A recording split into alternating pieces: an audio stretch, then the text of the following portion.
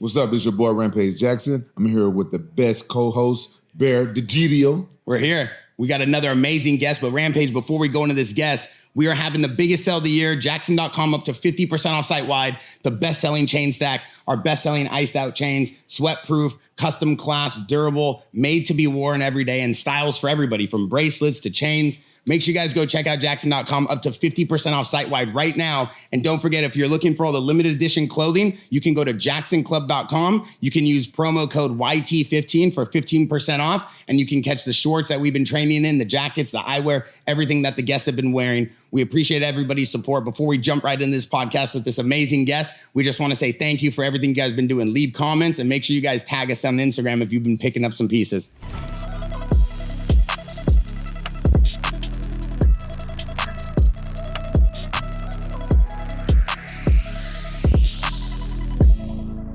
All right, we're on. Okay, there's been a slight hiatus of the Flip the Script podcast. Got a surgery on my foot after finishing the Red Bull project. Finally got that dialed in, and now we are back in the building. We're here with Bear. Most importantly, we're here with Jeremy, Twitch Stenberg. And it's an honor to have you on Thanks the podcast, for having me, bro. Yeah, I was stoked. I think we were talking out in the parking lot, and like, I've known you now over 20 years. Yeah. And I think our paths had always crossed because of Do Tour, X Games, sports. everything. Yeah. Like I was saying, I remember I got a video of you from back in the day, like when the Hard Rock had that event out in front. I think you were like 10 or 11. Bro, did Linkin Park play at that? They did. That was my first concert I had ever Yep. been No to. way. Yeah. Yeah. Yeah. Okay. That was forever ago. That's all clicking. That's the first time I met Alicia Pink. Yep. Was chilling with Carrie Hart, with you. You didn't have as many tattoos. Your teeth weren't as sweet as they are right now. Everyone's always like, your teeth are so nice. I'm like, I bought them. Yeah, bro. No, I remember, man, you know, Crusty Demons and everything. Like growing up, I started riding dirt bikes probably when I was 8 years old. It was never like the forefront of what I wanted to do, but I enjoyed it so much because my dad enjoyed it. And I had a feeling of what it was like to like go fast and hit a jump, but then like always watching you guys in freestyle and like you guys pioneering what freestyle really was. But then I would also see you guys out at Elsinore. That's what I was about to say. I would see you and your family out at Elsinore like every weekend. And I was always like, Sheckler's ass is riding dirt bikes. I'm like, he better not be getting hurt over here. Bro, but this guy, like, you know, you see these freestylers and you're like, okay, cool. Yeah, like clearly they know how the bike works. They're magicians on these bikes, but they're fast, bro. Like Jeremy would be out there with all the top dudes that are trying to race and like trying to make racing their actual career. And these dudes are smoking them lap after lap, doing knack-knacks over the big triple. I'll never forget that big.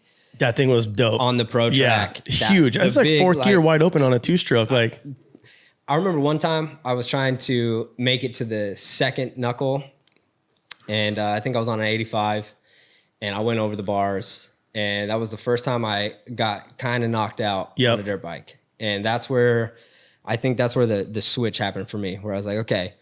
I could get hurt doing this I bad. could get really hurt doing this, and I really love skateboarding, and my skateboarding career was like, just taking off. I was winning every amateur event, and I was like finally getting looked at and like almost getting invites to like big contests. And it was like actually when I was 12 years old. So 13 is when I turned pro. And I had to chill a little bit. I had to chill a little bit on the dirt bike. For sure. The same thing with me. Like I grew up riding BMX all the time, but I knew like when I was starting to make money riding my motorcycle, I'd be snowboarding every weekend. Like I remember breaking both my wrists and my nose on a box up at Big Bear. And I'm like, I can't be getting hurt doing my fun stuff over what pays me. You know what I mean? Like, so it's like, it sucks. Cause sometimes like I like doing everything, like whether it's skating, BMX, 110s, golf, like, but dirt bikes always got to come first for me. Yeah. We got to talk about golf. But I think we take it like all the way back. Like, how'd you get your first dirt bike? How'd you first get into it? My parents and my grandparents literally went to the desert for every single holiday. Okay. And I remember even when I was little, like tiny, like I would wait by the window every day for my dad to come home from work. He had an XR 500. He'd ride to work, and every day he would get home. I'd run downstairs, jump on, and he'd take me for a ride, and I'd come back. Like sick. And just, I think my dad literally rode motorcycles all the time. All his buddies rode. And then when I was really young, they got me, my dad and my buddy, they bought me a CR60 for my birthday. I was definitely too young to ride it. I wasn't tall enough. You know what I mean? A CR60. A CR60. They only made them for like 2 years. Yeah. And we got it from this dude, Judd Scanlon, who was riding for Honda at the time, on 60s. And my dad and my uncle looped it out and ripped the back fender off. And they looked at me, they're like, you ain't riding this bike. And then they went and bought me a XR75. So XR75 dual shock was my very first motorcycle. That's crazy. And I think it was a 1975 XR75. That's crazy. Biggest pile where'd you grow up? I grew up down in San Diego. Okay. Yeah. I was like Spring Valley, Santee. So when you say the desert, was it what, like Glamis, Buttercup, Gordon's Wales. Okay. We would ride Plaster City all the time, Superstition, Ocotillo. Like from San Diego, all those spots were close. But super close. Yeah. Okay. Dope, dude. When that's crazy. Did you ever know, did you know that dirt bikes were gonna be your thing?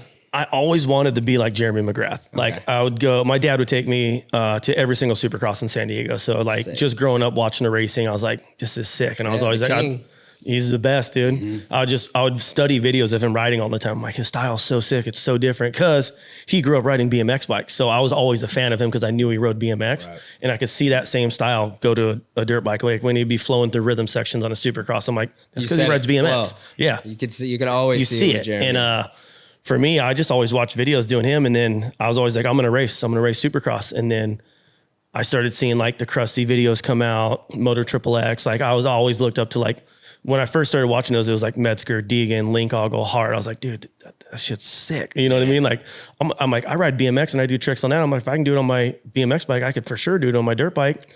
And I was riding out at Palm Avenue one day and Milo Myers and Brian Manley. Milo Myers was the owner of SMP back in the day. Yep. Now he owns Hangar 94. It's like a couple retail stores down in San Diego and stuff. And they're like, hey, there's this thing called freestyle motocross. We're going to start doing like, you want to start wearing our gear? Like, we'll pay you. I'm like, hell yeah. I went and told my dad, I'm like, these dudes want to pay me to do tricks. He's like, no one's going to pay you to do tricks. Like, you're racing. Like, we're going to race. He's like, well, let's go see what they have to say. Yeah. We went down there and had a meeting and they're like, all the gear you want, all the clothing you want. And for me, like, I grew up a couple of years of my life living in a trailer in front of my grandparents' house, or like my dad barely struggling and my mom doing anything just to get me by to like even racing growing up. Like I could only race the local track. We didn't have money to go to Ponca or even Star West out in like Riverside, you know? Yeah. So for me, I was like, yeah, let's do it. Like I'll be stoked to do it. And they offered me like $300 a month. My dad went home, tore down all my tracks and just built me big ass jumps in the backyard. And that was freestyle. 15 years old was when I first got my first deal.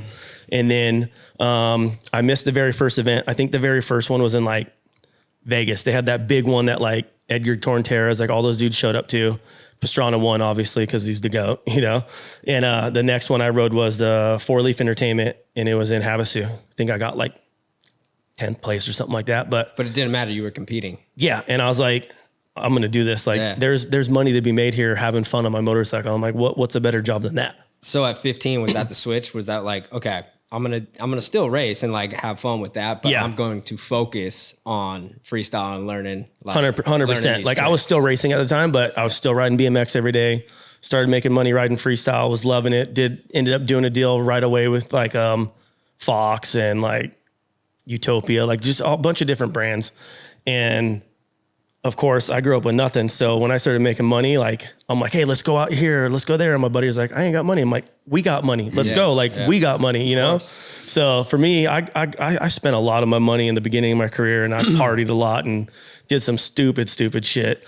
And then finally, when I had my daughter at 19, I was like, damn, it ain't about just me no more. Like, I got to provide for her. So that's like when I started taking it serious. And then a couple years later, I met Sue, as my wife now. Yep. Been married 17 or 18 years, together for like 20 or 21. Yep. And I was still fucking up. And she's like, you know, the opportunity you have right now, like what people would die to be in your position and do this job.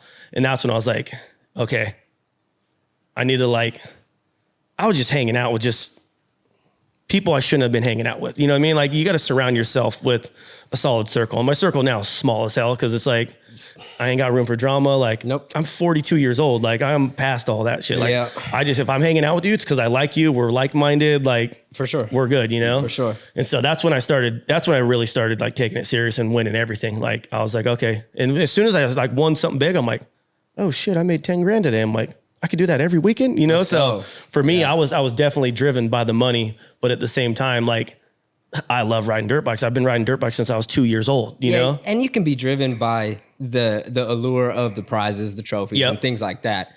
But at the end of the day, and why we're still sitting here right now talking about sports that we've been in our whole lives, you know, is because of the passion for it. Yes. The money was going to come.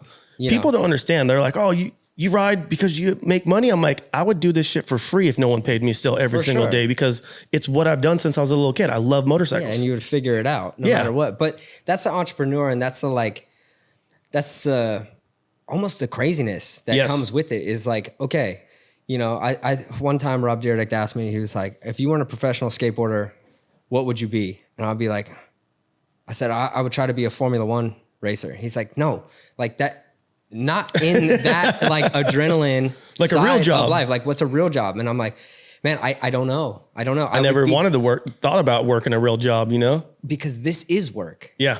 This is work. A lot of people, like you hear it a lot, like, oh, it must be nice. You're like, yeah, it must be nice. I've broken every bone in my body. I've almost died twice. Like, so when I get free shit, it's really nice. I never said it wasn't nice. Let's talk about that. Okay. So I'm at Dew Tour and I don't remember exactly where. You probably will because injuries have a way of doing that to you. You remember everything about it. I already know where you're going with this one. Bro, I'm sitting at the bottom of this ramp landing and I had already competed. We're out watching. And this is also like when competitions were the best because. And we all backed each other. When he was skating, moto, all the moto was there. BMX, yep. It's a different era. Vert, skate. Everything. Everyone would go watch each other like, oh, And so-and-so's doing this. They never ran them at the same time so that everybody could be supporting everybody else. And it was like, that's how we're all still friends. It was like the Dew Tour did it so right. Yes, they did. They did it so right. The 5 years of Dew Tour, and I talk about it all the time.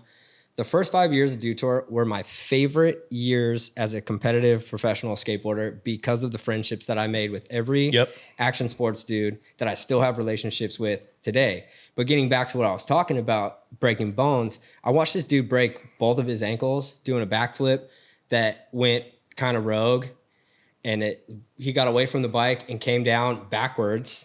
What were you trying? Why did you land backwards? So I remember I did my first run and I was sitting in 4th place and at the time I was like winning shit. Like the weekend before it was Baltimore and I should have won and Travis won. And even Travis walked up to me afterwards, was like, dude, you won the contest. I'm like, I know, but I'm like, it ain't your fault. It's the judges. You know, it's a judge sport. Shit, sometimes it goes your way, sometimes it doesn't. And this is also when backflips were like just happening. Like Metzger had just done at X Games. Like like we all just started like doing like little flip tricks here and there. You know what I mean? Yeah. And I did my first run. I was sitting there in 4th place, and I'm like, I didn't come here for 4th place. I'm like, I'm winning this weekend. I almost won last weekend.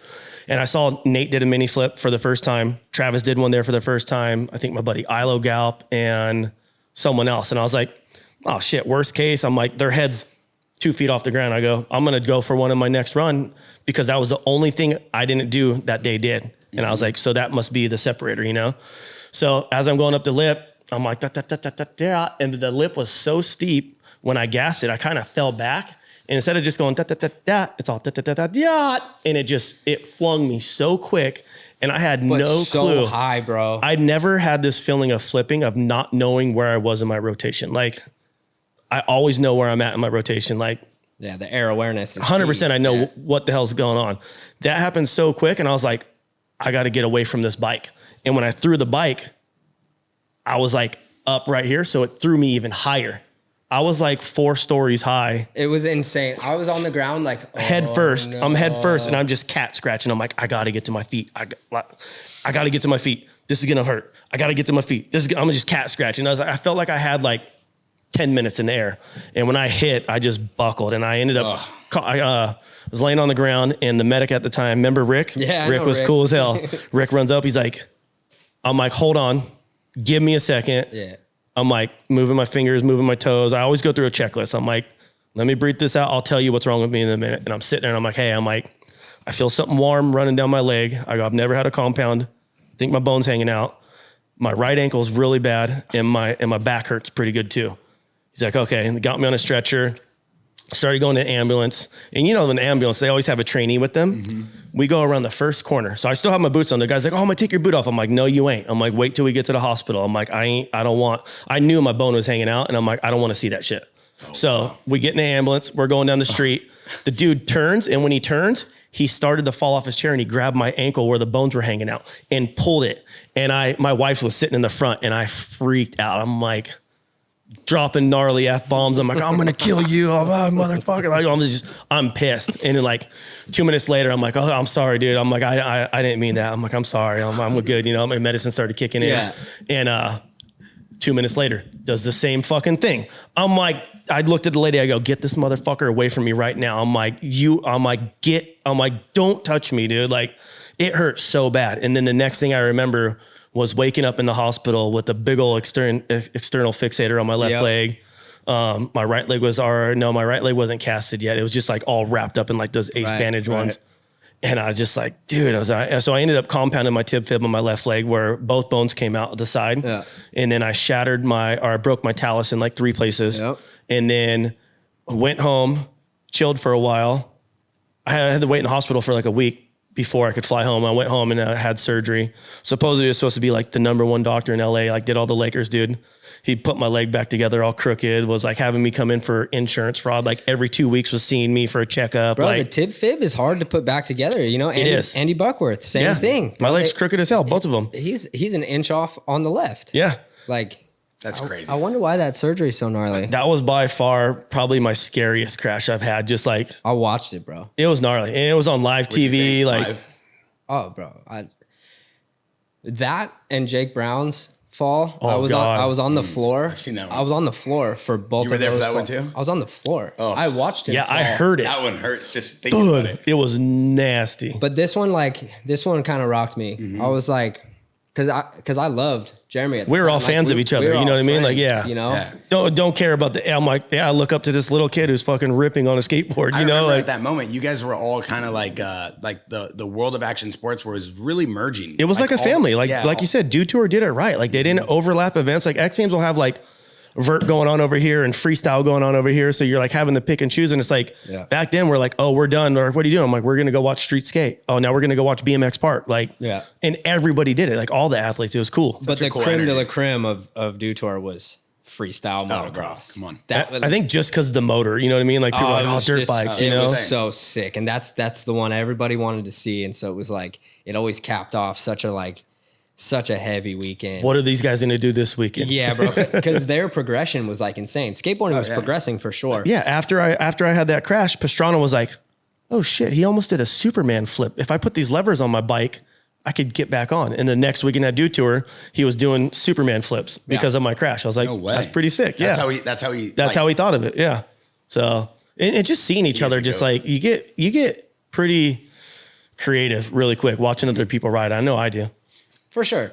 What kind of take it back a little bit now, go back to the freestyle aspect. Like where in this timeline did like Brian Deegan become like a homie in your life? And when did Metal Militia, because Metal Militia was the brand. If you knew anything about motorcycles, it was Metal Militia. You either loved us or hated us. 100%. There was no, it was beautiful. There was no in between. It was either a love or a hate with all of us. And I would say right around the same time, beginning of my career, I was probably 16. I think I was 16 or 17.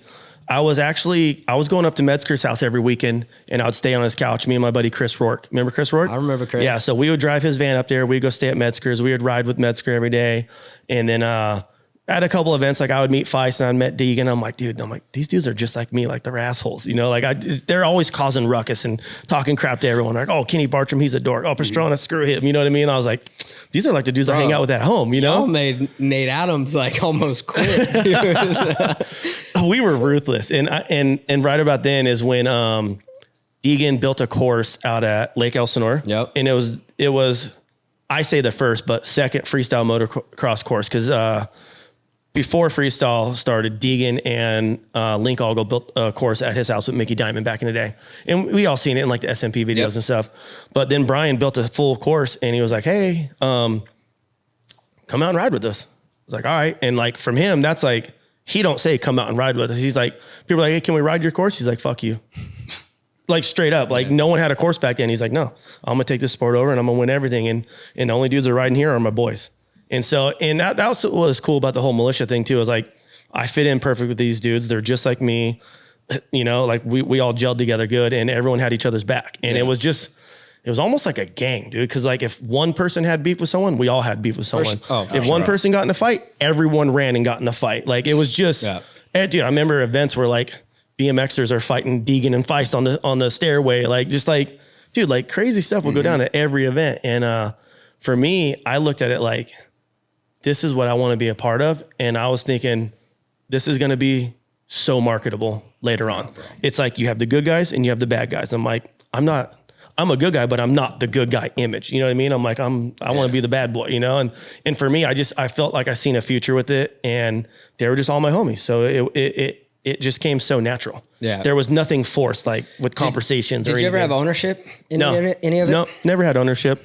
Always just rode for them, back to brand. And there was talks of it a few times, like when they were figuring all their shit out. But for me, I looked at it like, yo, this is your guys' brand and you guys are my boys. I'll back it. I only asked that because you were a figurehead of the brand, period. Yeah. Like if I thought about Metal Militia, it was like Twitch and then Deegan, you know, and that's no disrespect. And like everyone had their own dude in the militia that they liked the most. It was maybe it was Feist, maybe it was Link Ogle, maybe it was Scummy, you know what I mean? Like, so it was cool. Like we all brought a lot to the table being in that big of a group, that hardcore. And our whole thing was like, your shit better be all black. Like don't show up with like a blue bike, you know, like it was like, right. Yeah. You knew when you guys showed up and I think I gravitated towards you more because kind of like you said, like, yeah, you had the image of what it was, but you were a nice guy. Yeah, you were to everyone. Nice to me, you know, and not saying that Deegan wasn't. Deegan was just a little bit harder to break through. Yep. And so I've always had a great relationship with Brian. Yep. I got nothing there. Like it was always fine, but I always identified with you because it was easy. And when I saw you, you would say what's up to me. Yeah. And it was like, I knew who you were. I'd always see your stuff on Field TV and just like a mutual respect. Yeah, exactly. You know? And I think the biggest part of like, I don't know, like why most people are always like, oh, you stayed true. Like you're real. I'm like, I remember being a little kid going to Supercross and I asked Jeff Stanton for an autograph one day when he was riding factory Honda and he was sitting there eating a cup of noodle and he was like, nope. And I was devastated. And ever since that day, I've been like, fuck you. Like I hate Jeff Stanton. But now I look at it like, it was a blessing because I was like, I don't want to be like that. No, when I realized and kids started coming up to me, like, I don't care what the hell, if I'm at dinner, if I'm kissing my wife, like you grab my, like, hey, can I get a picture? I'm like, let's go. You know what I mean? Like, so for me, it was actually a blessing. So I actually got to thank Jeff for that because, you know, it's just something that always stood out in my life. I'm like, I never want to be like that to like someone that looks up to me. And being in the position I'm in now, I'm like, those are the dudes that are making me live my lifestyle that I live now. They're the ones buying my signature products. They're the ones backing my brand. They're the ones like giving me my job, basically. You know what I mean? So it's like, and with you, it was always like, I was always a fan. I was like, dude, this kid rips. Like he's sick. Like he's beating all these dudes. So it was always like a mutual, like, what up, dude? What up, Jax? Like, I appreciate you, bro. For sure. I remember that moment in, I think I was like 21 or 22. I was with you. And we were at a club in LA. I had just celebrated my 21st birthday, and Ronnie was at my 21st birthday, Feist. Yep. And I remember like, cause at that time everybody had known Metal Militia. Like that was the thing. If you We're talking about when you were 21? Yeah, when I was like 19, 20. Well, when we were both 21? Yeah. And it was like, this was probably 10 years ago, right? 2010. Yeah, so I was definitely. Cause he had just got like a bronze medal at the LA X Games, I think. I think 2010 was the year I quit riding for them. Got it. Okay, yeah. It was like right then. It was right around that time. Yeah. He had just got a bronze medal that year or the year after that, 2000, or I think he got one all 3 years, 10, 11, 12. Yeah. Bronze medal all 3 years. And I remember meeting him. I was with you and we were with another mutual friend.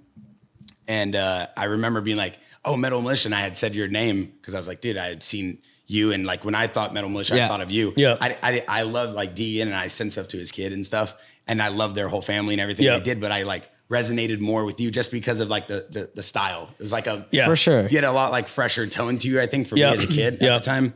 And I'm not that old. I'm 33. Yeah. So I remember at the time. Yeah, don't age yourself. We're the same age. Bro. Yeah, and I remember Chill out. I remember asking someone. I think I probably asked you. I was like, "Bro, are they a gang or like a moto team or like a freestyle team?" And I remember you being like, "Don't worry about it, bro. Like it's a lot to explain." And then like we kept rocking, and it was such a unique experience for me because like like in surfing, we don't need to go down the rabbit hole, but there was a crew that just wore like black shorts, and then like every kind of industry had like that one crew. They didn't like mainstream the sport, but they brought so much attention to the sport that it in chance like mainstream the sport. And I feel like that's what Metal Militia did. Well, that's what he was talking about. Yeah. It was like good guys or bad guys. Yeah. It wasn't by design that that's what it was going to be, but that's what it turned into. And it was like, bro. Every event fed off of that. Like, let's do an interview with the militia. Let's ask him about this. Let's do one with Travis and ask him about that. Or let's do one with Metzger. You know what I mean? Like, and when I went to an X Games, it was in 2011. I know for sure he won the bronze. I was there. I was 21, and he's like, "Yo, come watch me." I think it was a bronze or something. I don't want to say something he didn't get, but I think it was a bronze. And I remember being like, "Oh, where were you?" So it was 2011. That was the year after. You were gone in 2010 or 11. I quit riding for Militia 2010. I think like the end of 2010. And was that just a personal decision? No, it was a fuck you decision. Like I was working on a TV show and Brian wasn't stoked on it. I remember that. Yeah, ended up trying to take it from me. And then I was just kind of like, "You're supposed to be my friend. Like, why the fuck would you go behind my back and try to take this from me?" You know what I mean? Really? So that was kind of like, and a lot of people were like, "Oh, you left Militia because of money. You left."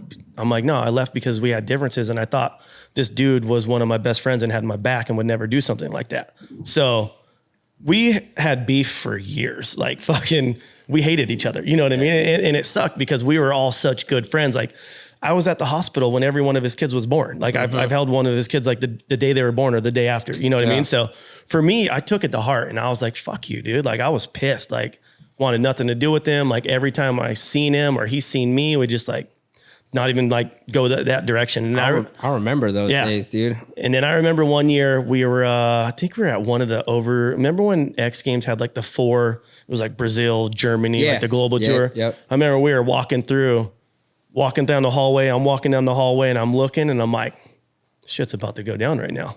He would have whooped my ass, but I'm like, this shit's about to go. Like I was always pissed off just because of, like, a little bit of ego. And it was after Lust passed away. It was after I think Ox passed away and we were walking down the hallway and we both just stopped like, life's too short for this shit, dude. Like wow. we had too much shit in common. Like we see each other all the time. Like I think I just got to a point in my life where I was just like, I ain't gonna sweat the small shit. I'm doing good right now. I reinvented myself after something that a lot of people thought I wasn't gonna be able to do. And I worked my ass off to like be my own person, not part of like a group. You know what I mean?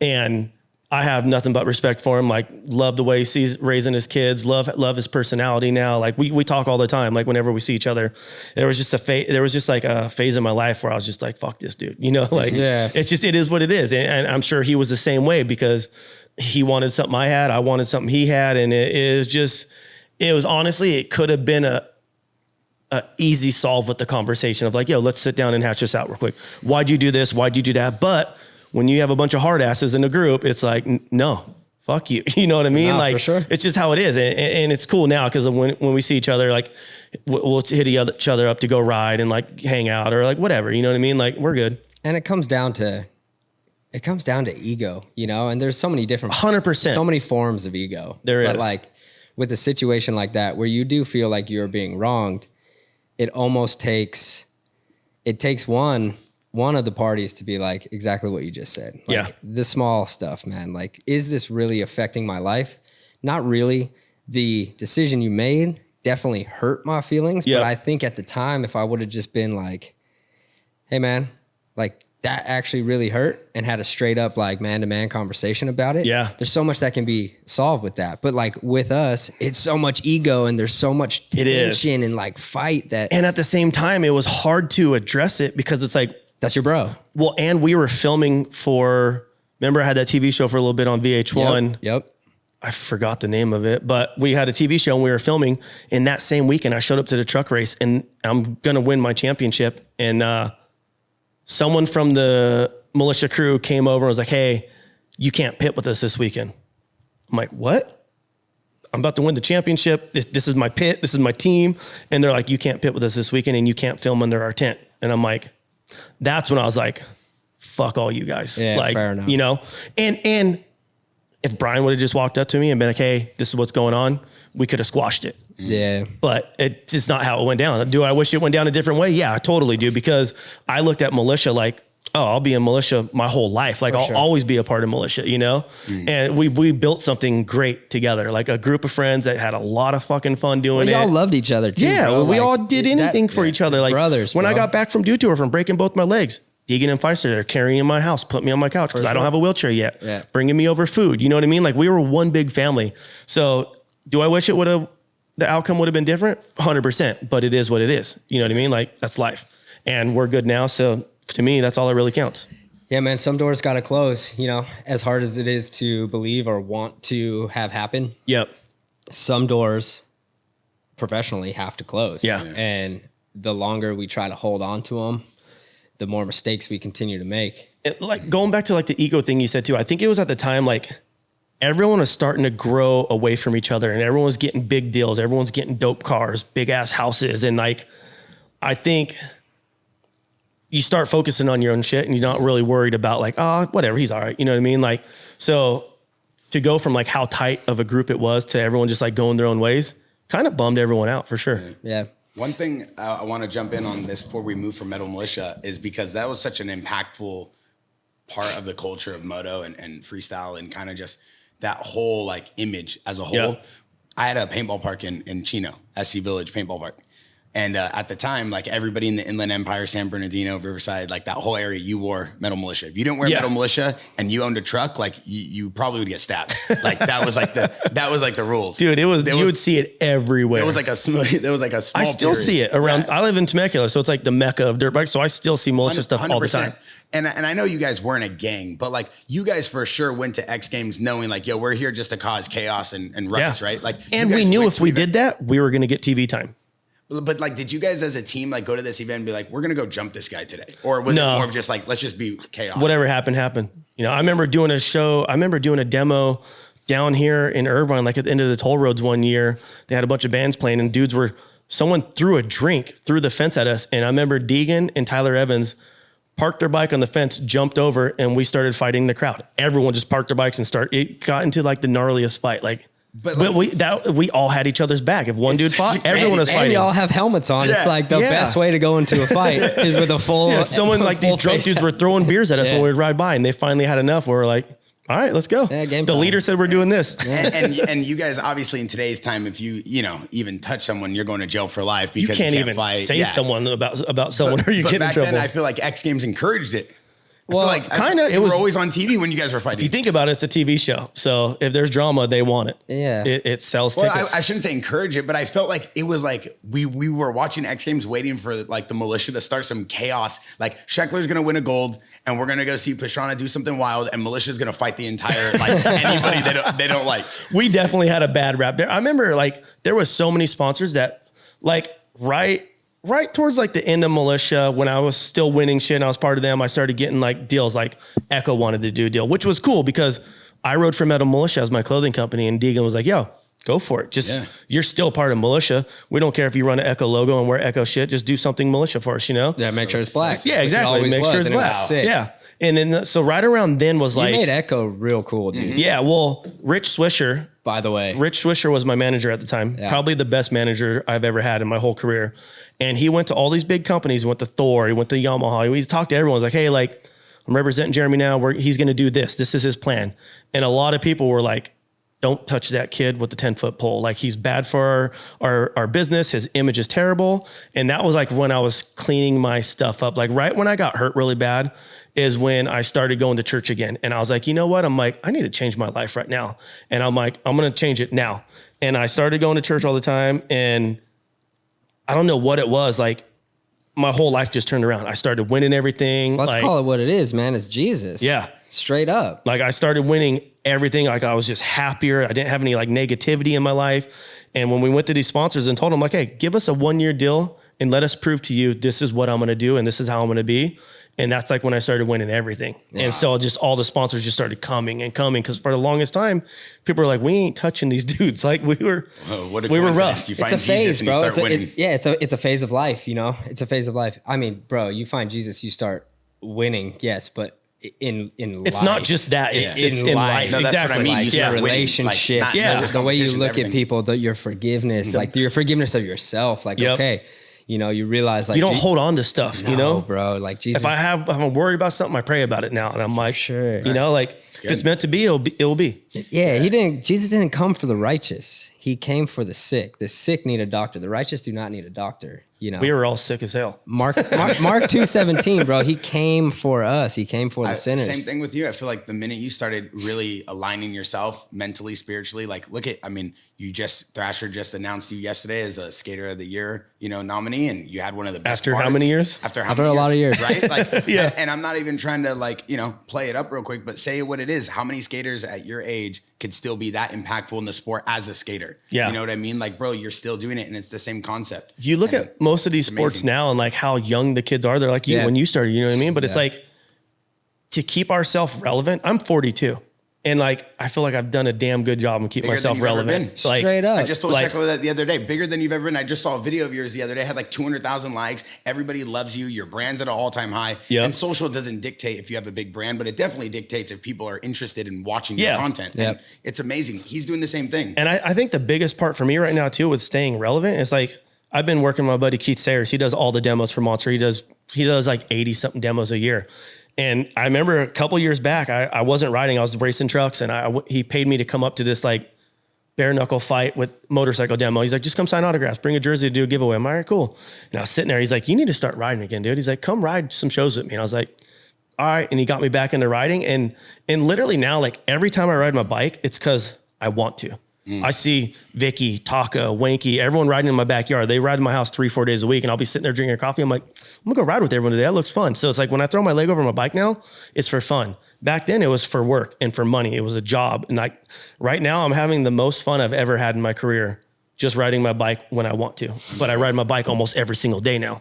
Amen. I ride more. That's why that's where kind of going back to what Bear was just talking about. That's the only reason that this last 3-4 years has been the way it has been for me. For one, cleaning up my act and extracurricular activities that were holding me back, drinking, you know, giving my life to the Lord, and then following that as best as I can, you know, and I fail daily. I fail daily at like taking my will back and like, all right, Lord, like, I'm sorry. I'm coming back. I'm coming back to your will, because my will does not work. And I've realized this over my career. It's like, I've used it to my benefit at times to get one track mind and just super intense and like not really fun to be around. I've been able to turn that into results. But what are results? You know, like I think about it all the time. I'm like, cool, I got all these X Games trophies, dude, or like medals. They're in like a guest room in a closet that they don't mean anything. I kept mine in a shoebox my whole career because I never wanted to see them. Like they're still don't in my garage anything. right now in one of my cabinets in like a plastic bin. I'm not taking those when I die. When I die, I'm not taking my medals. I'm not taking any of the money. I'm not taking anything. And what I want to leave is like, he was a good person. He cared about other people. He did a bunch of stuff in silence that nobody saw for other people's benefit to build. I want to build other human beings, and I want to possibly give them the opportunity to like meet Jesus Christ in their own way. Because my relationship with the Lord, your relationship, they're all going to be different. Yeah. Because God's like, we're all unique. Yep. He wants to help us. But like once I started realizing that, I was like, okay, now I want to skate again. Yep. Now it's not a job. Like you said, it's not a job anymore. You feel like a little kid again. Like, and then I was able to put that video part out, and I was like, okay. And then like got nominated for like, Skater of the Year, which is super dope. Like I'm almost more like just thank you for like putting my name in there. Yeah. That's cool. I won't win. I get that, but like I appreciate it, you know? But then like got nominated for like best trick of the year too. So like all of a sudden it was like, okay, cool. Everything that I did and sacrificed and like was not rushing and was patient for is slowly starting to pay off. Yeah. It's cool. It's super cool. Yeah. I feel like what was hard for you too is like with you being such a badass at such a young age and winning everything, like there was always like this pressure on you to do good. You know what I mean? So I was like that the ain't- Metal Militia. Yeah. Be the best. that ain't, I was the bad guy. and being that young, like that ain't easy to deal with. You know what I mean? Like, I felt like the bad guy, man. You weren't the bad guy. I got more. You were young, bro. You what Yeah, what but is there that to be hate, bro. expected? That It was- hate at such a young age is so crazy. I think it was more of jealousy. It's jealousy. I It's get not that. hate. You, bro, You know? look like a little They hate you 'cause they're model jealous. And you were like 15. You Yeah, had diamond good-looking chains, kid, ripped it, Ferrari like- on PCH. You don't even have a license. Like, bro, what do you mean? Of course, everybody was jealous. I was pissed. Yeah. I'm in a Lincoln Navigator. This guy's going 100 miles by me. I'm like, bro, my car could fit 7, and he has 7 girls in his, and I got no one in mine. He bought that just having fun too. Yeah, bro. One thing I want to touch upon, because Crazy. both of you guys are so accomplished and such legends. And honestly, I forgot you. to even start off with this. I appreciate you coming here to the Jaxxon podcast. Yeah, thanks for having me. Sheckler obviously gets the best guest. So guys, make sure you guys leave some comments and tell Sheckler thank you.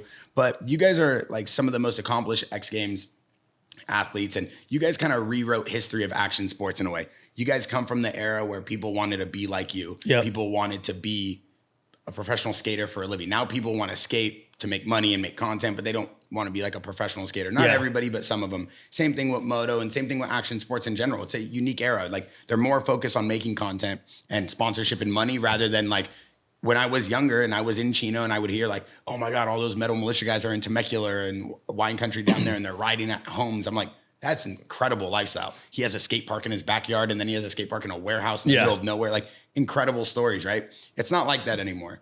Before we transition, like, was there an era like there's a rumor that like Metal Militia got banned in the Inland Empire in the schools? Is that true? So many schools, like they could not, if you show up to school, they'd make you turn your shirt inside out or they'd make you put your gym shirt on. Because they thought you were a gang? Yeah. They're like, Let's be real. Metal Militia was a gang. That's what Yeah. I'm saying. Like we were a this era gang is that was insane. good at what we did on dirt Yeah, bikes. straight up, dude. But Straight how up. many of you were there at the height of Metal Militia? Oh God, probably 20, 25. and you like always moved together? always. It's Everyone rolled savages, together. bro. We rode Savages. together. I remember. I was scared of them. We would meet up every morning, ride together. Some of the dudes would hurt and go train MMA or go boxing, jujitsu. Me and Scummy would just go smoke weed and eat Del Taco all day and then go back and go ride again before dark and meet all the dudes. Like everyone had their thing, but we hung out every day. Like we all spent every holiday together. Like it was one big ass family. I remember I went to a UFC viewing party in Dana Point because Metal Militia was sponsoring RIP, a great fighter, Shane. Yep. And, and I remember going down there to a viewing party at the White House or something to watch him fight. And I was like, damn, Metal Militia is on like fighter. Like you guys really were that like. We would roll deep everywhere and we were part. Yeah, it was like I said, there were so many different dudes. So there were so many other people that could relate to someone in the crew. Yeah. You know, it was way before its time. I really wish that could have been something that came into this era when you have content. You can't have it. You can't have it in this era. Yeah. And kind of like what we touched on before. I try to take bits and pieces of that for Jaxxon, to be honest. I always talk about that. I do in meetings. That's cool. The It's such a generation unique we era. grew up in, or, you're a little bit older than me, not much at all, but like when we were coming up, the Do Tour, beginning of the Do Tour, like 2003 to 2013, that 10-year span, nobody will ever live that style of life again. so many events, no internet. Like you didn't No have internet. You didn't have an app you could talk to your There was buddy no on. cameras or, on you the know, phone. Like There was no cameras on the no, phone. nothing. So It was like you sat there like this and watched their contest, not like this. no, and know, like, you Crazy. You crazy knew to where think about. everybody Yeah, was. it is. You knew what room people were in at the hotel. yeah. Everybody was in the same hotel. Yep. Everybody was at the same party. And it always was like moto and skate against BMX. Always. Always. I don't know what it How did was that with that happen? either. I have no clue. Because everybody knows that. That's like the unwritten law. Yeah. Moto and skate's going to roll together, and then BMX is going to get smoked. I don't know if we just like what was weird is like I loved BMX, so I loved watching Mira and Yeah. Nyquist and TJ Lavin, like For all sure. those dudes. But I think it was Deegan. He always had beef with someone. I don't remember if it was. I remember when he got in a fight at Gravity Games. I don't know if it was Mira and. Well, those are DMC. two alphas, bro. Yeah, exactly. Those are Like just two alphas. Something happened, and I know he went to jail and he missed the contest. Yeah. You know, like But that was a crazy era, too, because no one ever talks about that. Like, it was always, the moto and the skate guys just went and beat up some dude on a bike. And it's like, why always Why are the was it BMX always guys together? getting beat Yeah. up? Yeah. I don't know, man. I just like there was one party in Orlando at one of the finals of a Do Tour, and I think it was like a wrap up party, but they would do a wrap up party before my event, so it'd be like on a Saturday night, and I competed on Sunday. Yeah. But we were there anyways. I was young.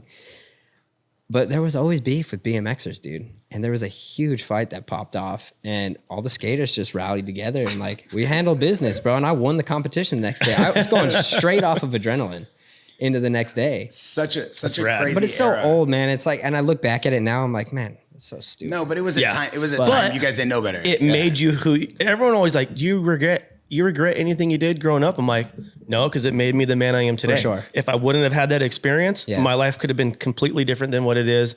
I wouldn't view shit the same. Like, Or you couldn't help anyone through Yeah. a situation that Yeah. you've been through. You need to go through these situations to be able to pass it on. Yeah. you do. And that was one thing I loved about my sport. It's like, if it wasn't for Metzger and Deegan and Feist and like my buddy, my dad's buddy, Navy Mike, and my buddy Ron Milky letting me borrow their bikes or taking me to events to do stuff. I'm like, giving me the opportunity to come ride the course that no one else had. Like, I wouldn't be in the position I am right now. So I try to do that to my whole crew that's around me all the time. If I'm talking to someone getting a deal, I'm like, hey, what about Vicky? What about Wanky? What about Taka? You know what I mean? Like, I'm always throwing my friends' names out there because I would want them to do the same for me. And I looked at it like, if those dudes didn't help me in my career when they did, I probably wouldn't be here doing what I do for a living. Before we ask about your DBK, and I know Ryan has some stuff he wanted to touch upon. There was a time where everybody also wore like a Metal Militia t-shirt. It wasn't just a gang and you guys weren't just winning, but the brand itself was massive. Do you have any idea how many shirts or how big the brand was at its height? I heard when the Hoya Group licensed it, like, I don't know what year it was in, but I heard they are doing, it was either 60 or 80 million a year. Metal So, Militia. yeah. Wow. When La Jolla Group did the licensing deal and put them into every single store, every market, like good marketing, like spending money, you know, like Militia. And that's when 60, 80 million meant something back then. Yeah, Militia was huge, like huge. And for me, like when I did my deal, Massive. 2 weeks later, I went and got a Metal Militia tattoo on my neck. I was 17 years old. Wow. I remember the video of that. Yeah. Wow. You know, so I was dedicated. And at that time, did anybody, and just to touch on the business part, because I do want to ask you some business questions about your brand, and Ryan has said a lot of times, and he's been really influential with me and Jaxxon and kind of giving me a lot of great advice on how to work with certain athletes and stuff. But one thing, like with the brand, did you ever go to them and say, hey, yo, dude, like I'm doing this, I want equity, or hey, I'm doing this for content? Because there was not social at the height it is now. Like, how was the business side handled as you guys were being mutants at these events? Back then for Militia, Yeah. I had nothing to do with any of that. That was like, Brian was the brains of it. Like him and Larry started it. Legend. And Brian was the one that was in meetings every day. Like he's always had like a plan and like a vision. Like that's one thing I'll give Brian is he's a smart dude when it comes to marketing. You know what I mean? Like Insane. He keeps himself relevant. He could ride, he could fight, he could make drive, business like moves, yeah, exactly. he could Like drive. he's a good business dude. So when we were out fucking off, he's the one going to all these meetings. Like, hey, I got us a deal with Tech Deck. Remember Tech Deck? Like, here's some toys. Hey, I got us a deal with No Fear in this energy drink was going to pay me this much money, but I said, hey, sign my 3 boys with me and I'll take a little bit less and you can pay them with it. Like that's how it was back then. Oh, so like he was doing crazy deals like that. yeah, hell yeah. Like for sure. Like everyone had each other's backs, you know, Because like a lot of people don't know the ins and out on the business side. And I was reading some comments when I was looking up some Metal Militia facts, and some of the people were saying like, how come Deegan made all the money? And then you go read and it's like, but look at all these things he did for his team. Yeah. And I feel like the guy should get enough credit. He was a pioneer of action sports brand. 100%. Like, the guy doesn't get any credit for this. In the history books, they talk about Volcom and Hurley and Quicksilver. It's like, bro, Metal Militia pierced through a market that no one had ever even thought of. No, we changed the game. You know what I mean? Yeah. Like as a whole, but he was the dude that was going to all the meetings while we were all just screwing off and riding our dirt bike and making money, you know? But from Metal Militia, Echo became something that was so sick because they trusted the fact that like, oh, it's coming from Metal Militia. Yep. Twitch is from this sickness. And like, still part of it. Right. Yeah. Like, okay, Echo's dope. They're next. I remember you had the Echo sticker on your plate, and you had the Etnies red hat when you won Yep. that gold. Oh yeah. And were you with Etnies too at the time when he won the gold? I've been on Etnies since I was 7 years old, bro. So for sure. Yeah, I mean the only reason why anybody wears Etnies is because of this guy. I remember two of the biggest content creators like in the world. I won't say their name. They were in here the other day. They're from Miami. They have massive amount of following. They're like, yeah, dude. The only reason why I still buy Etnies is because Ryan still wears them. And I was like, I got to send this video to Ryan. I sent it to him, but Yeah, it was dope. It's Yeah. funny. I broke out a pair of my old Etnies, my signature shoes yesterday and wore them. We remodeled my house this year and I had all my shoes on this bookcase and I haven't put that room back together. And I looked over in the box. And I'm like, man, those are 11s. I'm like, let me open the box. I'm like, oh shit, these are fresh. I wore them. Like it brought back some memories for sure. Yeah. I know. And being a motorcycle dude, designing Having your a own shoe? shoe. Yeah. I had so many shoes. Like it would go on the Jameson model. It would go on your model. It would go on everyone's. And I designed my own that looked like a Nike Cortez, but it was puffier back then. You know what I mean? Like Cortez, bro. with like full paisley print. Like I always loved bandana stuff. Yeah. Like, And this was before an era where now every brand is like trying to get guest designers and have them design shoes. Like Etney was a little bit ahead of its time when it came to action sports and how they use footwear with their athletes and merge that. Not a lot of brands can figure out how to merge their brand and their athletes together. No, it's hard. Yeah, and that was some of the funnest funnest thing is designing shoes. I'm like, I ride a motorcycle and I'm getting to design tennis shoes. I'm like, these dudes want to pay me to wear a shoe that I don't even use at my job. I'm like, it's beautiful. this is amazing. And It's like, beautiful. Like picking the materials, picking the sole, picking the everything. You're like, this is a rad experience, dude. It is fun. Yeah. To do that. That was cool. As we go into the chapter of like you leaving Metal Militia, obviously we know that, and then you obviously have your own brand now. Yep. And Ryan, you have your own brand too. I'd love to ask you guys, even each other, like, have you seen a lot of the influence of this like old X Game era? It's having a huge resurgence in terms of people looking towards you guys as like the North Star of how to take their careers out of the light right now and like go into this next level of having their own brand or having content or social. Have you seen a lot of people from that era of X Games now starting to come back to want to work with your brand or work with you with your brand and what you have going on? Yeah, it's been weird. Like I don't know. I'd say yes and no, but for me now, I feel like the times are so much different now. And it's like I'll get hit up. I'll get email after email. Like, oh, let us do your fulfillment. Let us do your this. Let us do your that. I'm like, why? They're like, we know how busy you are. You can't do it. I'm like, I'm not busy. I take my daughter to school every day. I ride motorcycles. I go to the shop for a couple hours. Like I help design shit. I'll pack orders. Like I've been doing it myself. Yeah, exactly. Like how can you grow? Show me how you can grow. Yeah. And everyone's always my like, brand. I'm like, they're like, oh, how'd you come up with this? I'm like, honestly, I was just sitting on Instagram one day. I screenshotted this shirt because I like these colors and I just changed it and I flipped it to mine. You know what I mean? Like for the longest time with our brand, we didn't have a full-time artist. We had my buddy Max and Jose, who used to be like the head art directors at Famous from back in the day. Oh, wow. And I would send them screenshots of like, yo, on a Monday, we'd go into, when we first started DBK, we started it. Well, I started DBK back in like 2011. Like after the Mulisha stuff, I was like, I'll do my own shit, you know? And then we were packing orders out of the garage. I think it maybe did like $80,000 for the year. And I was like, I don't have time for this. Like, so just put it on the back burner, still had the license, like I had all the stuff, went and rode for a few different brands. And then at the end of my hostility deal, they weren't paying me what the contract said. So I was like, what am I missing out on? I'm tired of like relying on sponsors for my own being. I'm like, fuck this. And my buddy Tim, he was at Famous when Travis started it. He used to be his drum tech. And when I was at Famous, he ran all my whole program. And he would see all my numbers through like Tilly's and Zoomies and the website. And the day I left Famous, he was always like, dude, let's start DBK. Let's start DBK. And for the next 3 or 4 years, every single week I would get a call. Hey, you ready to do DBK? And to the point where I would see him call. I'm like, I ain't answering this call. I know what he's going to say. I'm like, what up? He's like, let's do DBK. So when I quit hostility, I was sitting there. I'm like, I'm tired of relying on other people to make my money. Like, what if something happens and I get hurt and these dudes fire me? I'm like, what am I going to do then? So I called Tim. I'm like, yo, let's do DBK. He goes, I'm on my way down. Hung up the phone, drove to my house, and we're like, how are we going to start this? I'm like, let's just do a pre-order and see. Like, we're like, what do we do on quantities? What do we do on sizes? Like, well, I don't want to have too many smalls or too many 4Xs. And we're like, let's just do a pre-order and see what happens over the week. And we'll do a 2-week pre-order. That's the hard thing with inventory, just like to know. Yeah, you don't want to be sitting on a couple $100,000 worth of stuff that's not selling, or you may think the artwork's dope, but the consumer does it. You know what I mean? Like, that's the hardest part. Like, sometimes I'll design something where I'm like, this is so sick. And it'll sell like 500 shirts barely, you know. Yeah, like, you got to do the 100-piece orders. I mean, with skateboarding, it's a little different with the boards, you know. So we did that first pre-sale. We got like 500 orders in a day, and we're like, oh shit. So we've never put money into the company. We've always put it back into the company. So we started with 500 orders.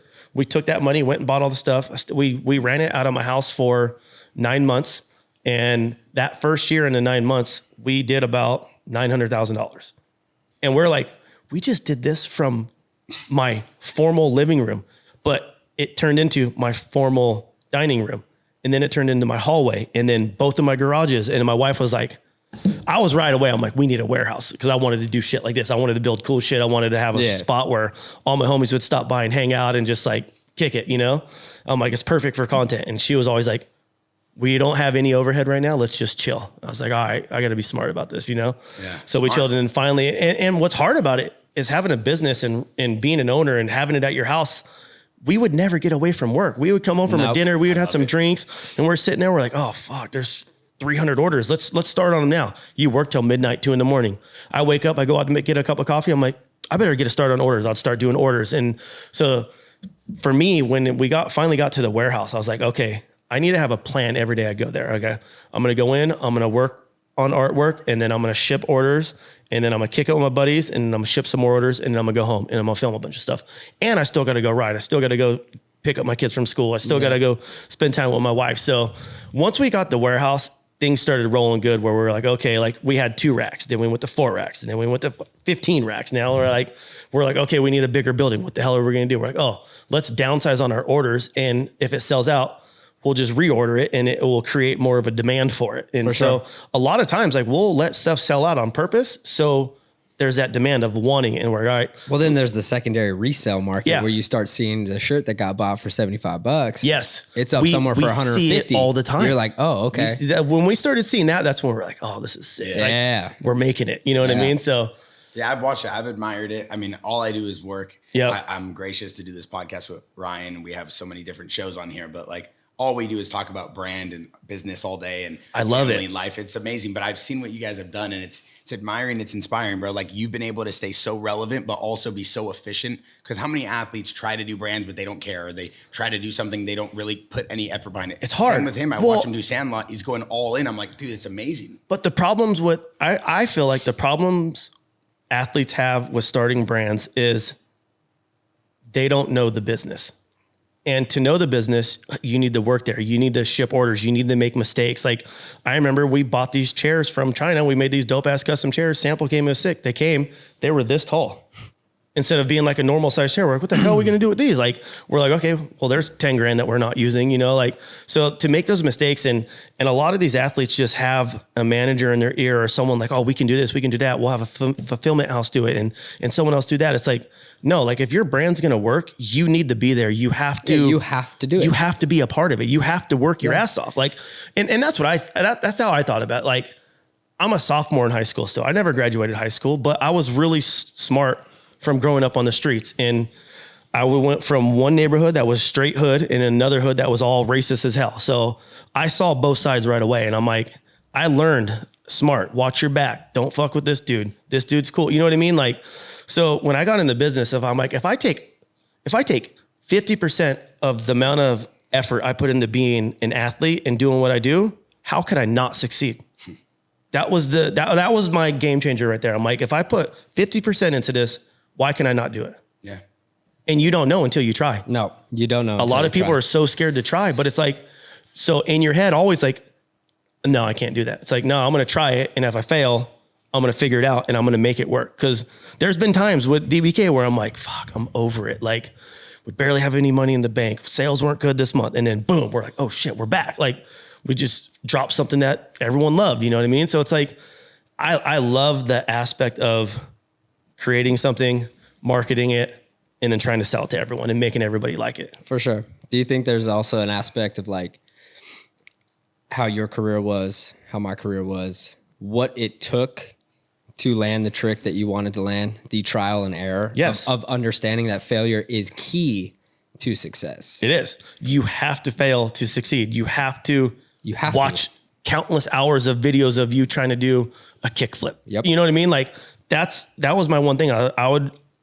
People don't understand, like I said, you always get the must be nice. It's like, yeah, but you don't understand how much stuff I've sacrificed. How many holidays I didn't go to because I'm in Spain riding a contest. How many Thanksgivings I didn't get to go to because I'm over here, or I'm in a hospital with broken legs stuck on the East Coast, so I don't get to see my family for this, you know, like think about how much time we've spent recovering. Yeah. Years. I've spent years and you've spent much longer, much longer.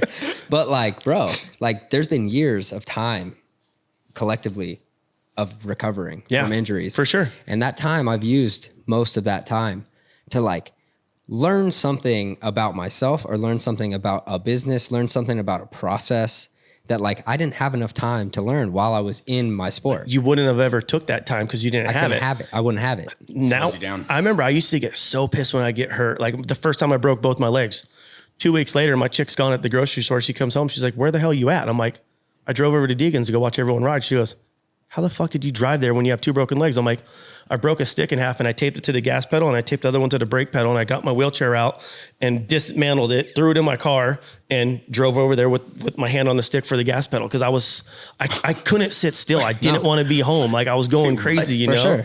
Wait, why do you need to do all this? You just loved it? You had to go get it? Yeah, I wanted to go watch all my buddies ride. I got tired of you're so used to working your ass off. I had to learn how to drive with my left foot. I broke my right ankle and then I would hard. like turn it to the side and like same thing. My mom's like, where are you? I'm like, I'm going to get groceries. She's like, how are you driving? Same thing. I cannot sit still. But until you learn how to sit still, that's where the glory is. And like back to your point, like I don't feel like I would be as successful as I am right now without my motorcycle and going through the working your ass off and not just quitting or giving up or someone being like, hey, I have this idea. I want to do this. You can't do that. I've seen it so many times with like friends and family members of like, your cousin wants to jump this jump. You can't jump that. You're going to get hurt. And they listen to that. But I'm like, you got to speak for yourself. If you want to do something, go do it.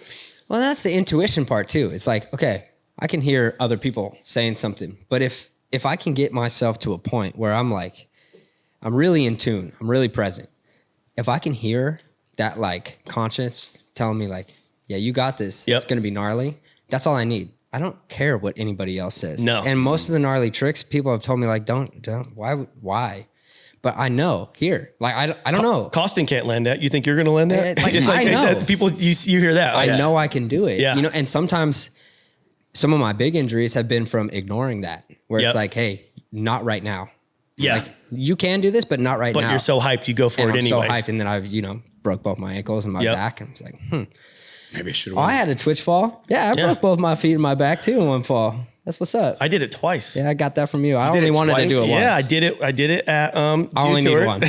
I only needed one, but I was like, let me get 2. I did it at Dew Tour, and then Carrie Hart. We were riding Speed and Style at Staples Center, and I came around the corner and I was like all stoked because he got the whole shot on me. So he was smoking me the first lap, but I'm like, I know I got better tricks, so I'll win.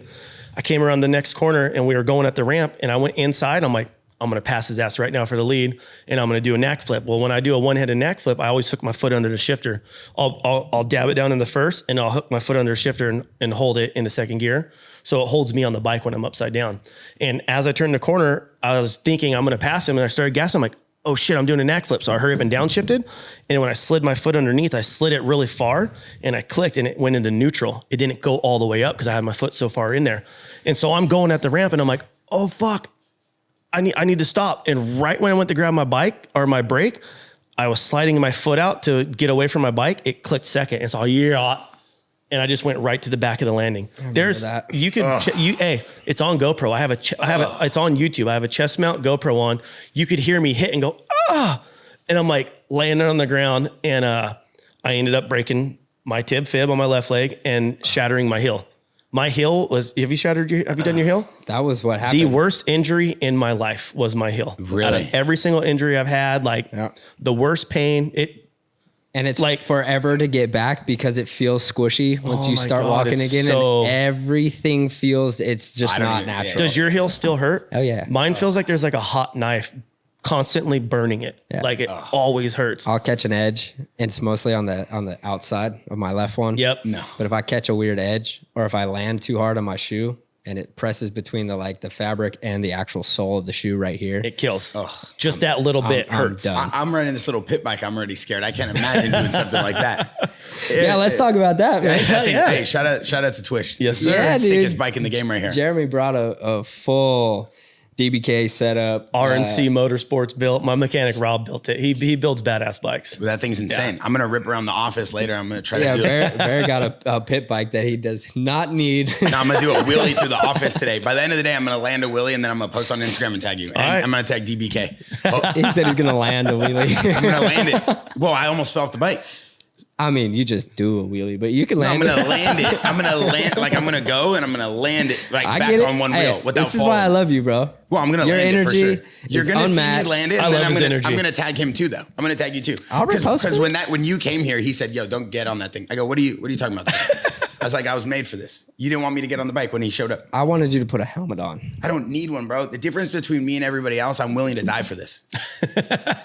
At least it said, I want him to wear a helmet when he's on this No, big bike. I was there at the Butterfinger Open in 2003, and Globe had a booth there. And I remember walking up to these dudes. Remember the shoe company Globe? Yeah, yeah. Yeah. And there was all these guys doing freestyle motocross tricks. And I asked the guy, I was like, "Yo, can I grab your bike?"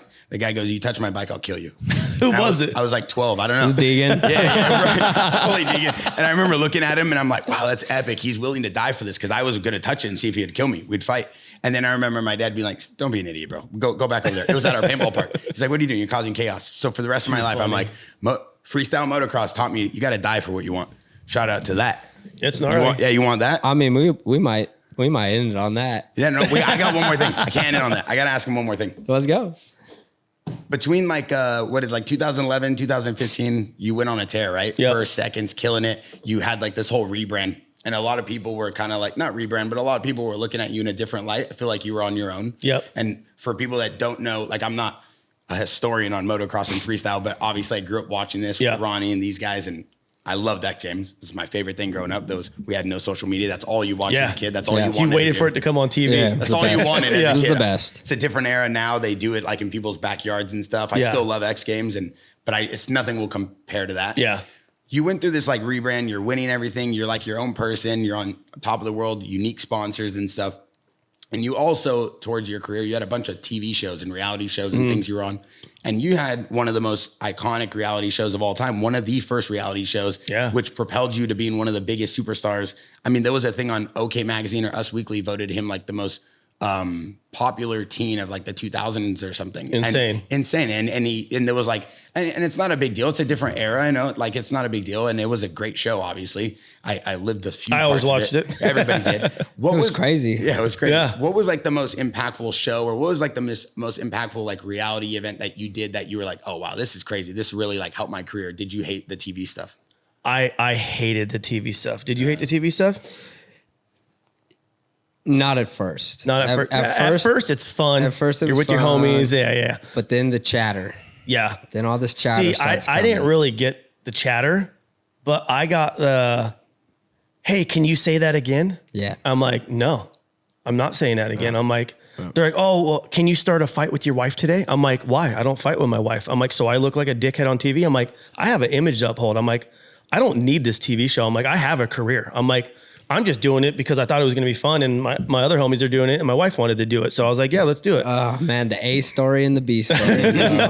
There's so many times where they would show up to my house, and I would just have my gate locked so they couldn't come in. Wow. Because I was like, they would have like, "Oh, hey, can you cook a meal for your wife naked today wearing this apron?" I'm like, "No, it's fucking lame." I'm like, I would never do that. I'm like, I'm never going to go do something that on TV for you to get ratings that I wouldn't do in real life. Yeah. I'm like, I'm not going to go start a fight with my wife because I'm not a dickhead like that.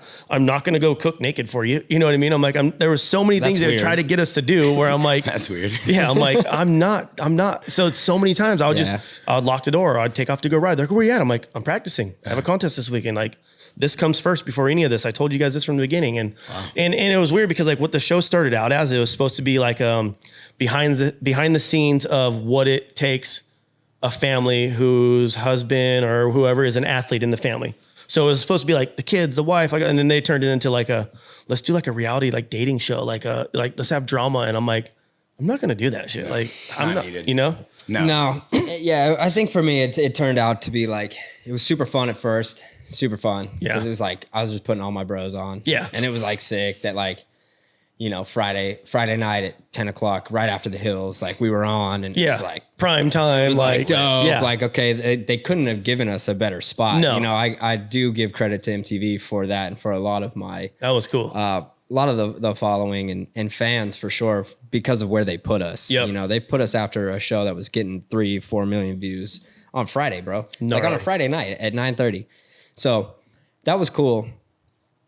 going to the contest, having a huge squad. Like I loved that. But Yeah. also that was my MO back then. Like that it was feeding my ego. It was feeding this like The parties were crazy. it Yeah. was feeding this alter ego of like, you know, I can do anything. I am untouchable. Yeah. You know, period. Like I'm gonna go wear $200,000 worth of necklaces out in super sketchy Baltimore and no one's gonna touch me, you know. Yeah. Like I had Everyone knows me. Yeah. I was like ridiculous, you know, and I thank God I never got robbed or beat up, which I did get. It's for a different time, but you know, like I lived a crazy life because of this like gaslighting that this show was doing for me or to me. But then you're right. There's a couple times where like, you know, I'm a pretty sensitive dude and by nature. And so like I had to break up with the girl on TV and I was already really like bummed about it. And I didn't want to do it on camera because I thought that was like lame. Yeah. And they talked me into it.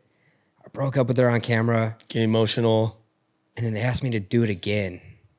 Like they asked me to do it again because they like missed the film. They wanted a different angle. And I broke up with her again on camera. And then that's when it was like, all right, this is not right. This is not what I signed up for. I didn't want to do it once, let alone do it twice. And on camera. Yeah. That's crazy. Yeah. So I'm going to That's like a personal, like I'm gonna an stop. intimate thing. I'm Yeah. going to stop this, you know, and I wanted to stop, but they had me signed in So you had to do it. for a third season. The third season was optional for MTV.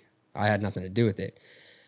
So we talked about that and we tried to make it right. And we filmed the third season, but you could tell in the third season, it was a little lackluster. Yeah. All of a sudden now I started saying no a lot. Yeah. Like, I'm not fighting with my mom about that. Yeah. I'm not going to that business meeting with Steve and starting a conflict. I don't want conflict anymore. Like I'm over this. And on top of that, like skateboarding was like, it felt like the collective of skateboarding was like ready to fight me on site. Yeah. Anywhere I went. I remember that era because like you would hear people talking shit. Bro, Like, and every high school party I went to, or like right when we got out of, you know, I was 17, 18-ish, you know, so it was like every high school party I went to, or like any college party I went to, like I was 100% a target. So I had to travel around. I was traveling around with like 10 dudes that like are still my bros to this day, but like they were all on the football team. They were all gnarly wrestlers. Like I traveled with security. it was hard to enjoy yourself knowing you got the like Bro, rocks things around would you. pop off. Public enemy number one. Things would pop off at a house party, and all of a sudden it was like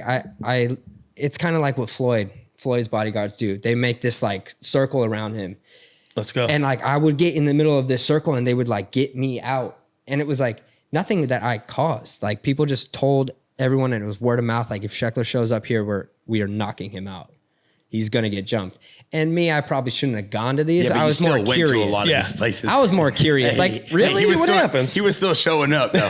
He really didn't care. But then, you know, I would take care of my guys and like, you know, I would take care of them, like the food and different hotels era, and different- shoes and like, Yeah. and we were hooking each other up, but it was scary. There was definitely times it was scary for sure.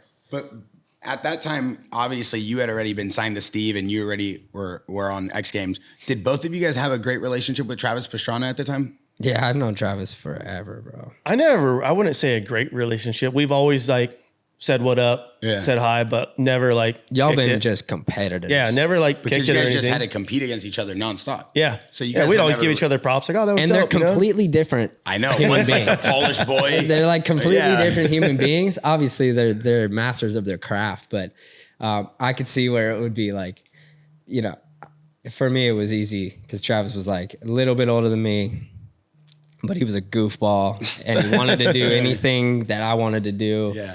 And so we started hanging out pretty young. You went out to his house a few times, huh? a couple times. I got hit up like, hey, cruise out to Travis's. I'm like, nope. Why? They're like, why? I'm like, because everyone goes there, gets fucked up. Someone breaks something. I'm like, they talk you into doing something you don't want to do. And I'm like, Yep. oh, they'll talk me into doing something I don't want to do, and I'll do it. You know? And I'm like, I'm not going out there to get hurt. Wow. That's how I always looked at Travis's house. So did you guys ever become friends, like really good friends? Trav? Yeah. No, not really. We just acquaintances. Like, we say what up to each other. Yeah. Like, I was on the pier when he jumped off that day. Like, you know, and I was like, yeah, that's Oh, you were there in Yeah, San I was Fran? there. That was my very first X Games. I was there Yeah. No, you weren't there, bro. I was there on YouTube. on YouTube. I told you that this morning. Bro, the first time I ever went to Pastrana's house, it was after a Gravity Games. He had got knocked out. I went on the bus with him back to his house. I had like dislocated my elbow. That was like something that was happening. Like Rick pulled it back in. And so like I was kind of recovering, and we get to his house. He's all groggy. So I'm all stoked. I'm like, all right, I'm going to go skate the foam pit. So I just skate in the foam pit on the indoor. And then he comes down, and it was the morning time. And he's like, all right, you're going to learn how to flip. So I learned how to flip a bicycle. See what I mean? I learned how to flip a bicycle. And then he put me on a 110. He's like, okay, now go out to the big pit and go flip Just it. lean back. Yeah, just go. Exactly. Like it's easy. And I'm with Hubert, his main mechanic. And Hubert's like a lot different than Travis. He's like actually like, I like Hubert. He's cool as hell. Country as hell too. Has a heart and like cares about your feelings. Don't want you to get hurt. Like, you have doesn't want another you to get contest hurt. next weekend. And I'm so like, I don't want to let Travis down. You know, I don't want to let him down. So I'm going to try to get this backflip. And I like start trying, and I'm just not getting there. And I'm like crying, and Hubert's like, it's okay. And Travis comes down. He's like, are you crying? Why are you crying? Just do it, dude. Just lean back. And I like got off the bike. I was like, I'm not here for this, man. I was like, all right, come on. So we got on a boat, and we're going through Annapolis, Maryland, like whatever. We're on this boat. We're going like 40 miles an hour, bro. And I'm sitting on the side of the boat, and Travis goes, oh, bro, look at that. And I like looked, and he pushes me off the boat. And I just like skipped across He's this gnarly, water, dude. bro. Had water in my ear. Like I could not hear out of my ear. My ribs were bruised. They're laughing. They pick me up. And I'm like, I remember that night I called my mom, and I was like, hey, I need a flight home, like immediately. Tonight. Like immediately. I ended up staying, and then we ended up jumping off some bridge, and like, I couldn't get enough of it. Wow. But every time I've been to Travis's house was like, I either got hurt, or there was one time I went where I just said no, and I just hung out. And actually had your best time there probably. And then they shot me up with paintball guns, and like, no matter what, bro, it's like, no matter what, if you go there, you're either going to bleed or bruise, period. Yeah, and that's how I always looked at his house. I'm like, no, Period. I'm good, dude. I love that. Hey, at least you got to experience it when you could. Yep. You could look at that on the bright side. I mean, and then, you know, now it's like his kids are incredibly Dude, his kids talented, are gnarly. bro. Think about growing up with a dad like that, though. That's just like, hey, you can do anything. Well, even Ann Lindsay, like, Yeah, Lindsay's a that's pro right. She's skateboarder. gnarly. She's a amazing. badass skater too. Yeah, bro. She was like a real pioneer of women's skateboarding, Yeah, especially in vert. I always remember her from like events, and I'm always like, Absolute stud. She's a badass. Like The fact that they are like the parents of two like gymnasts, pure athletes. Makes sense. I seen a video a couple months ago of his daughter driving like a Subaru through the backyard, ripping on a track where Yeah, I'm like, ripping. she can barely even reach the pedals, dude. Nah. I'm like, no way. Well, when those are your parents, I feel like you do get pushed into a lot of things, and he makes so much content. He's probably using them. Oh, I wonder if they could do it. They could do it. I could do it. Well, and you just like his go get it attitude. Like it makes you think you can do it. Like if your dad's telling you to go do it and you can do it, you're going to go do it. Oh, that family's limitless in potential because they have him. He's for sure telling them, no, you could do it. Go jump. You could do it. Well, and I think it's also like you being a dad, like me being a dad now, watching Pastrana being a dad. It's the way we react to them getting hurt. Yeah. That's how I react to my daughter, like getting hurt. Like she looks like she just got in a boxing match, but we don't freak out. No, I laugh about it and I'll turn it back. Yeah. Like I'll always laugh. Like when they were little, I'd always laugh it off. And me and my wife would be like, oh my God, did you see that? Yeah. Like, So that's what we're doing. And then I'll say it to her. I'm like, good thing you're tough. Yep. You know? And then I'll look at my wife and be like, I can't believe she His ain't baby's cried. like 7 months. Yeah. You're tough. yeah, but that's what I'm going to instill in her. And bro, I saw that on social media. So Yeah. I don't know who said it, and I wish I could give them credit for it. It's Yeah. not from me, but it was a guy talking about when he was growing up that his dad, no matter what he did, like, good thing you're tough. And it's like for any situation, like You falling, think about that. That's great advice. falling, thing I'm tough. Yeah, falling, failing in something, like not getting the job you want. Well, good thing you're tough, you know, and it makes you think like, oh, okay, well, I'm gonna make it through this. Yeah, you're right. Yeah. You're right. And what's sad too is like this next generation of like the youth. It's like everyone wants a trophy for 10th place. Where I'm like, no, I'm like, you sucked. If you want a trophy, you got to go work your ass off to get top 3. Amen. That's where the trophy's from. And it's like that's how I've always brought my kids up. Like, if you want something, you got to work for it. I'm like, no one's gonna hand you shit. I'm like, no one handed me go get anything. it. No one handed me anything. I'm like, I worked for everything I've ever had. That's how it has to be, though. I feel like, and that's the difference in the era, even like in the X Games today, right? Like, Yep. you know, everybody always complains about judges and this. And it's like, I even saw an interview with you. You're like, yeah, the judges, maybe I had to go to them and be like, yo, what do I got to do to get a better score? Yeah. But you're not there complaining. You're like, I'm going to try to get better. No, It's like, how you dude, there's approached it. times at X Games where I was on the landing throwing rocks at the judges in the Staples Center because I'm so pissed off. Like, how the hell did I not get a medal right now? And then it's like, there's sometimes, and that was the thing with judges events. It's like, sometimes it worked in your favor, sometimes it didn't. Yeah. Like, sometimes there would be dudes judging you that don't even ride a motorcycle. Yep. And I would go over and be like, hey, what are you guys looking for? What didn't I do? Because I feel like I should have been in the top 3. And they're like, oh, well, you did too many flip tricks. I'm like, they're like, this guy only did 2. I'm like, because he's a pussy. And I did every flip trick I possibly could. That's way gnarlier. And I'm like, they're like, you need more variety. So I'd go out and throw in 2 more regular stupid ass tricks and then win the contest by 10 points. Like, so it's like, you had to play the game. If you've never played a sport in any action sport or combat sport, you shouldn't be able to judge it. That No. should be a rule like set in stone for all combat sports and action sports. My whole career, I'm like, if you're going to have judges, they need to be dudes that actually ride a motorcycle and know the fundamentals of what the hell's going on. For sure. And are not bitter that they're not still competing. Or not bitter that they never because got I've to seen compete. that a lot. Like, Not bitter and they already have a grudge against you. And no matter what, you're not getting it. I've had You're those work speaking from against me. experience right now. Both of us are. 100%. Yeah. So, anything you want to say about that? No, man. Okay, I good. just That's the past. I like is, it. It is what it is. No, That's I the agree. thing. It is what it is. It is what it is. Yeah, I It don't learned matter. something out of every one of those experiences. No, and I agree. Do with I you want on to that. compete today, right now, with what the talent is looking like? Whew, I got some work to do. It's gnarly out there in skate. Skate's gnarly. Dude, even freestyle moto right now, It's dudes are crazy. doing double flips, freaking double front flips. Yeah, the front flip never made sense to me. No, like body varials. Like, dude, there's some kids right now that are doing some crazy stuff, but I feel so bad for them at the same time because it's like, I felt like my era of freestyle moto was like the best paid, the best events. You're sure. on TV Same every as skating. weekend. Same Like, as skate. like now it's like these dudes are doing the gnarliest things for like a fraction of what we were making. Yeah, You know what I mean? And I'm like, 100%. they're killing themselves over $5,000 or 2,500. I'm like, why the hell would you even go there? And for Like, an Instagram clip that goes away. that's what it is too. It's like just for a clip for the internet, real goes quick. away. Yeah, that's, There's no more like crusty demons of dirt, like the Plan B skate movies. Like there's, Yep. I am proud of skateboarding because they still are making full videos. Yep. There's still full pieces, full bodies of work for skate teams, Yep. which is like dope. I did that for a couple years. I think I dropped like 3 movies and it was a lot of work. Each movie took 2 years, 2.5 years to do, to get all the stuff, you know? And then like I saw Raha just dropped a movie. So I was like, that's cool to see someone still, Doing it. yeah, someone took the torch. Like that's awesome, you know?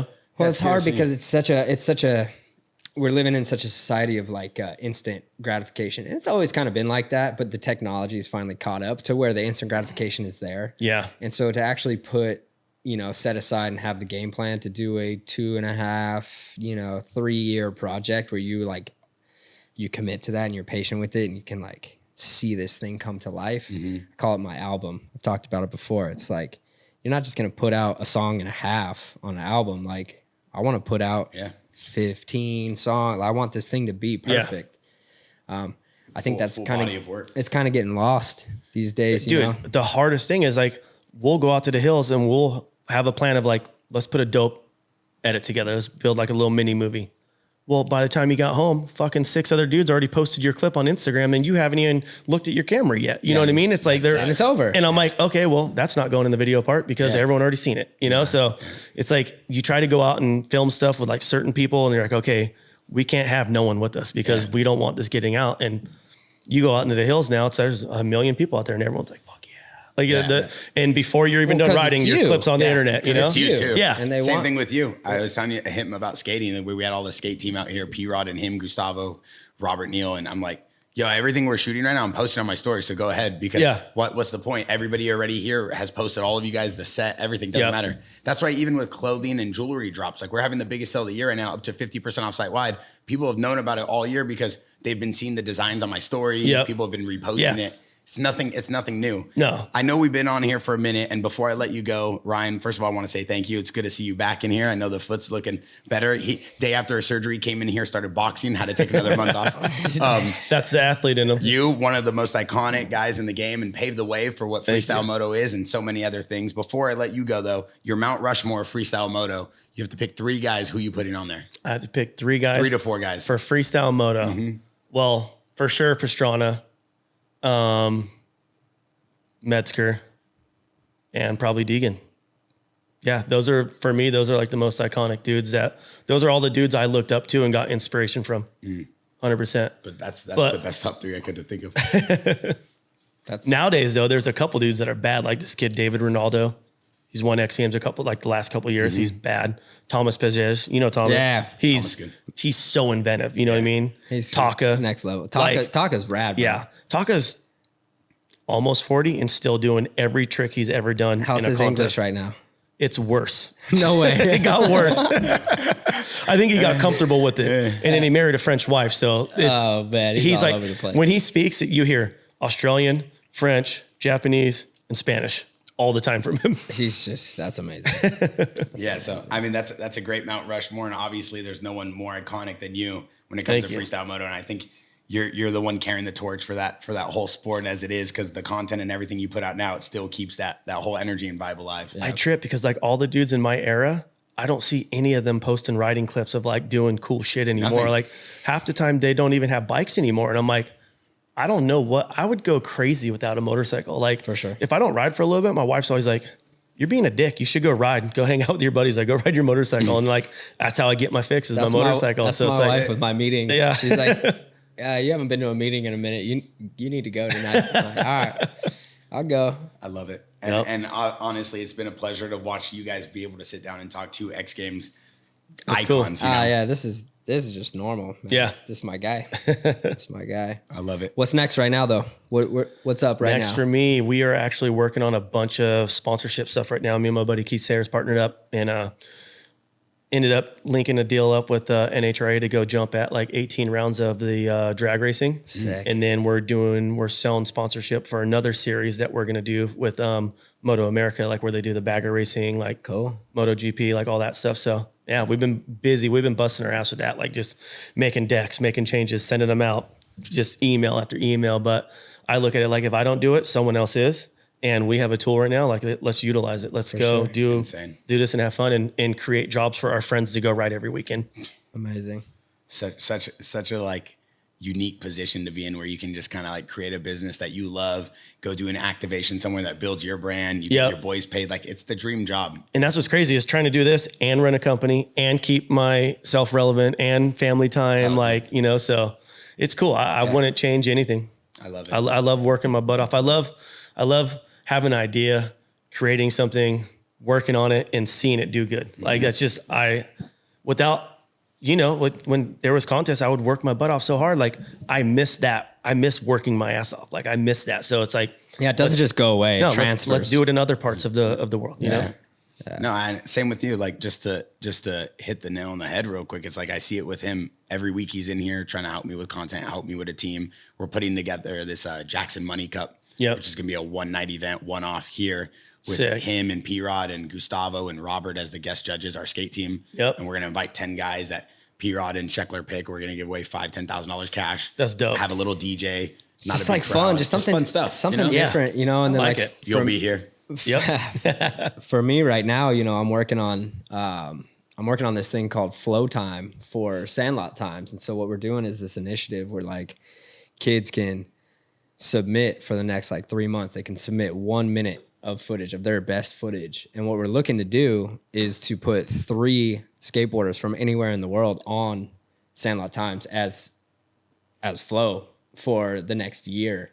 And so right now what we've been seeing, and like this is where the social media comes back into play, that it's like actually a huge help. Yeah. Because it's a competition run through Instagram to see what the best skateboarding is going on out there and who wants to be a part of the brand. That's also like, you never know if people want to be a part of. Yeah. So like having people do the tags and like paying the $75 and getting a one-off t-shirt and like submitting their footage shows me that they want to be a part of the brand. So We're getting some sick. Where can they go find that entries. on SandlotTimes.com? Yeah, sandlottimes.com. If you guys or any of your friends or anybody you know that you think fits the vibe of Sandlot, like send them over sandlottimes.com. And for DBK, before we bounce, what do you have for that, the website and any crazy sales going on right now? Just dirtbikekids.com. And then, we're doing a bike giveaway for the whole month of December right now. We got a brand new Yamaha we're giving away. I saw you burning that tire. Yeah, I'm trying not to burn the tire all the way off. I got to do a couple more videos. So maybe I'll send the bike and a brand new tire with it. That's fair. That's fair. I love that.